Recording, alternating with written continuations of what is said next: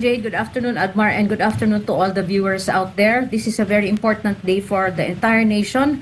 And so today, I am glad to be here. Thank you for inviting me, Jade, Admar. Opo, marami pong debate. Bago pa man umusad ito sa impeachment court, attorney, napakaraming debate, kine-question yung proseso doon pa lamang sa Kamara, partikular sa House Committee on Justice at merong mga pag-question sa Korte Suprema, yung pag-iit din ng kampo ng Vice President na dapat maibasura ito.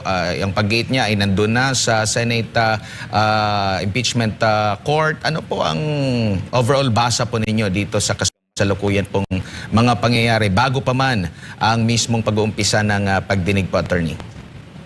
I think this is going to be a very contentious case because both sides are going to be really standing by their positions, firm in their positions. And itong kaso na to has deeply divided the nation because there are those who believe that the Vice President is already guilty and those who believe that this is a politically motivated stunt designed to remove her from the running for the presidency in 2028. So sa ngayon, I think the entire nation is really looking at this because this is going to be a very important part of our political and legal landscape in the next few months. Opo, at bago pa man yung pag-uumpisa dyan sa Senate Impeachment Court, mayroon ng mga pahayag, lalo na sa prosecution, pinupuna na yung panig po ng depensa. Sa regular po na korte, common na ba itong mga ganito po, attorney? Mayroon tayong ng mga naririnig na tunog lata, yung mga ganyan na mga pahayag po, no? Dina-downplay, yung mga pahayag din ng depensa po. Actually, when I was looking at the news, most of the news that I checked, most of them talaga are some are openly pro-admin, pro-prosecution. Some are subtly pro-prosecution. Very few are fair and unbiased regarding what is happening now, no?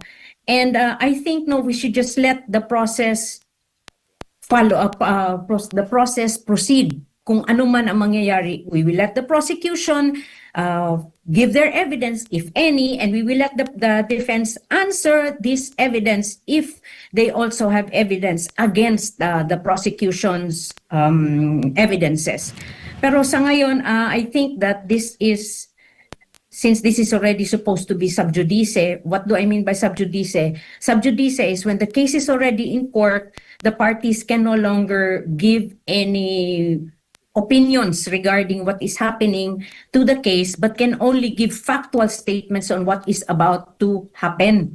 So here, before pa man mag-start ito, I would just like to hope that all the parties will not make any personalities, but just rely solely on the legalities of what is happening here.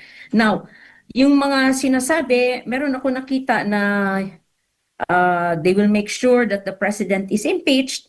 Well, from the prosecution side, we will just have to see what their evidence is.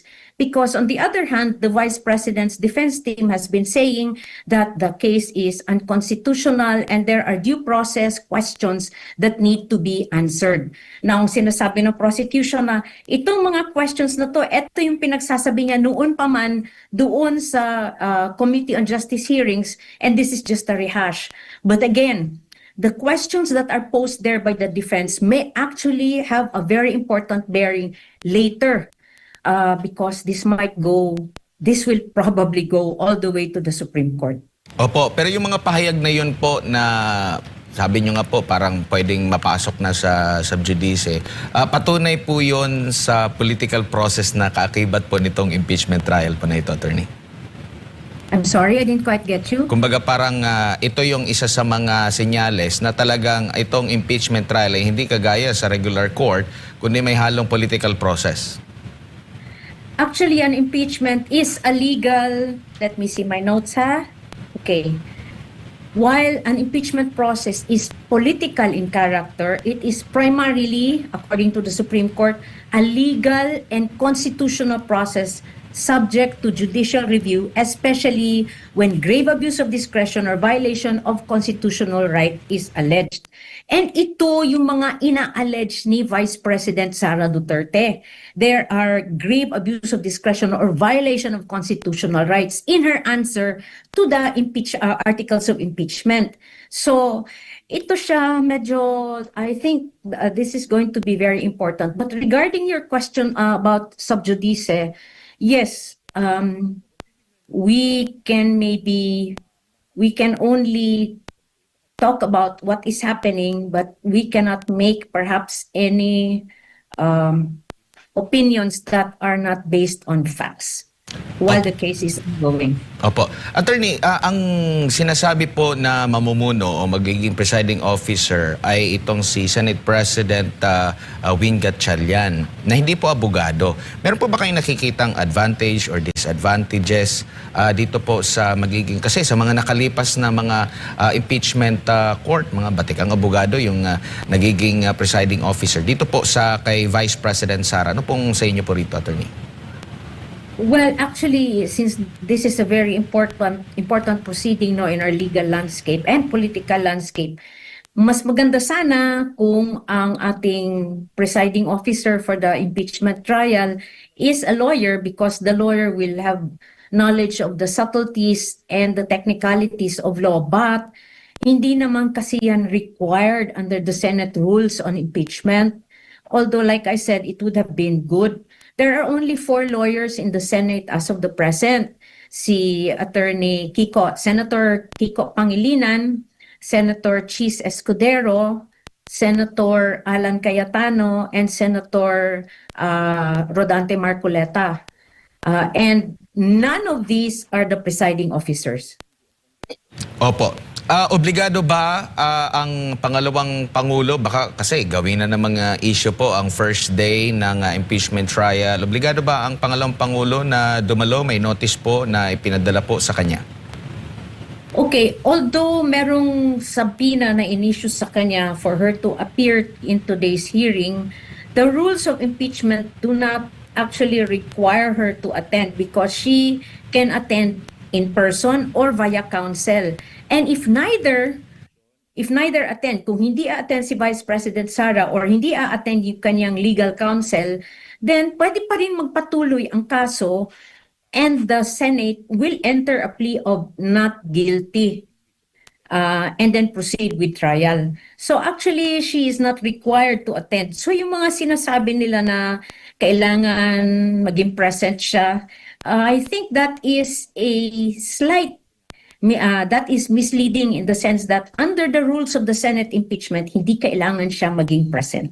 But of course, she can attend if she wants to, because that is also her right. Opo, dito naman po sa mga articles of impeachment na tatalakayin, hindi po ito ayon sa pagkasunod-sunod, attorney, at every articles of impeachment ba na tatalakayin, aantayin yung depensa din bago umusad sa ibang articles of impeachment? Well, supposed to be, it's that way, because if we're going to go by the articles, I think they will start with Article 4, which is on the culpable violation of the Constitution, high crimes, betrayal of public trust. Kasi nga, threatened daw niya si President Bongbong Marcos, First Lady Lisa Araneta Marcos, and si Congressman Romualdez. And she incited to sedition by saying na she allegedly made public statements that contracted an assassin to kill the 3 people should she die. But, and then I think after that, Article 1, which has something to do with, again, culpable violation, graft and corruption, betrayal of public trust, alleged misuse of the 612 million pesos. And then after that, susunod yata yung Article 3, which is bribery, graft and corruption, culpable violation of the Constitution when she distributed monetary gifts allegedly to high-ranking DepEd officials to circumvent procurement and related laws, no? And then ang Article 2 is the last. Ito yung unexplained wealth, alleged unexplained wealth niya, failure to fully disclose her assets from her 2022 to 2024 statements of assets, liabilities, and net worth, and then failure to divest business interests when she was in office. I think this should be, if this is going to be done article by article, then the prosecution should present its evidence. The defense is allowed to cross-examine and then also present their evidence. That is my understanding. But like I said, I do not know if they are going to amend anything today. Kasi nga may mga supervening events na nangyari this morning as I understand it. Opo. Bawat articles of impeachment po ba magkakaroon po ng verdict ang bawat senator judges kung guilty sa ganito, guilty or sa kabuuan, isang kabuuan po yan, attorney? The senators will have to individually vote on each article of impeachment. So all of them will have to stand and state their vote, no? Hindi pwede yung silent voting, hindi po. So everybody, like in the previous impeachment cases, they will have to explain their votes or they can stand, and I think they will be given 2 minutes to explain their vote if they want to explain their vote after each article of impeachment. So since there are 4, magboboto sila 4 times. Now, if ever the Senate cannot get the 2/3 majority for each vote, then acquitted si Vice President Sara. However, if even for one article of impeachment, makakuha sila ng 2/3 votes of all the members of the Senate, then she will be convicted of impeachment. So, yeah. kahit saan dito sa 4 na ito, pag napag-decide na merong paglabag dito sa isa lamang sa articles of impeachment, automatic na impeach na ang pangalawang Pangulo? If makakakuha sila ng 2/3 votes, which is, I understand, 16 out of 24. Opo.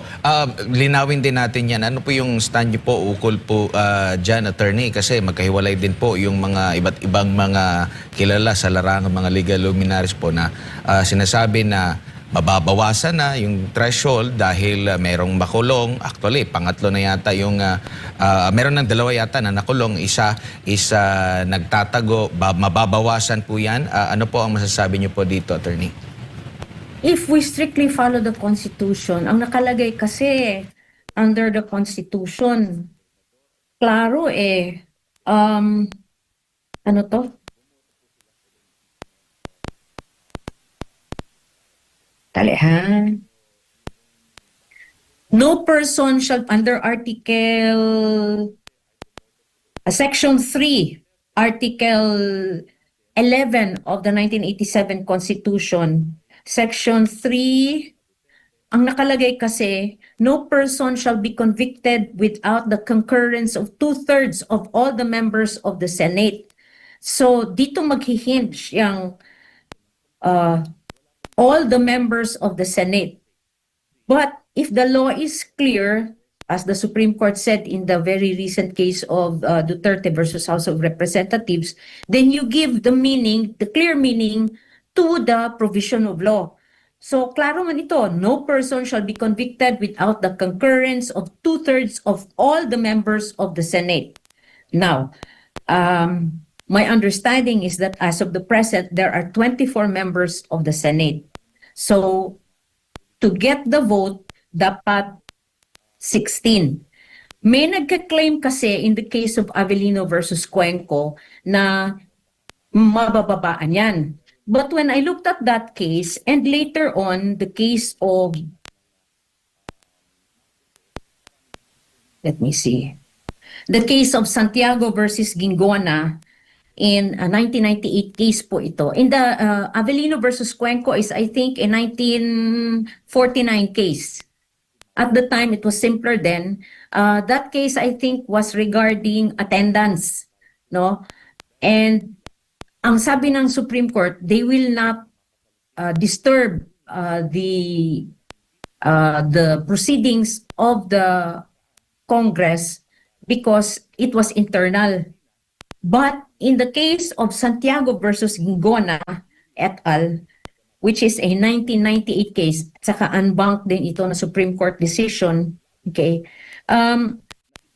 sabi nila, they can, ano to? When no provision of the Constitution, the laws, or even the rules of the Senate has been clearly shown to have been violated, disregarded, or overlooked, grave abuse of discretion cannot be imputed to Senate officials for acts done within their competence and authorities. Pero ito yung exceptions. When no provision of the Constitution has been clearly shown to have been violated, disregarded, or overlooked. And Article 2, Section 3, if I'm not mistaken, Section 3F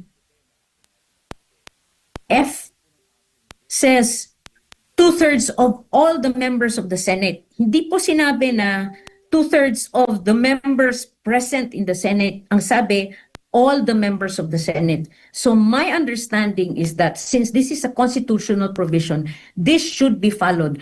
And in the Senate rules on impeachment, klaro po ito, nakalagay din po sila, nakalagay po doon sa kanilang rules on impeachment. Ano to?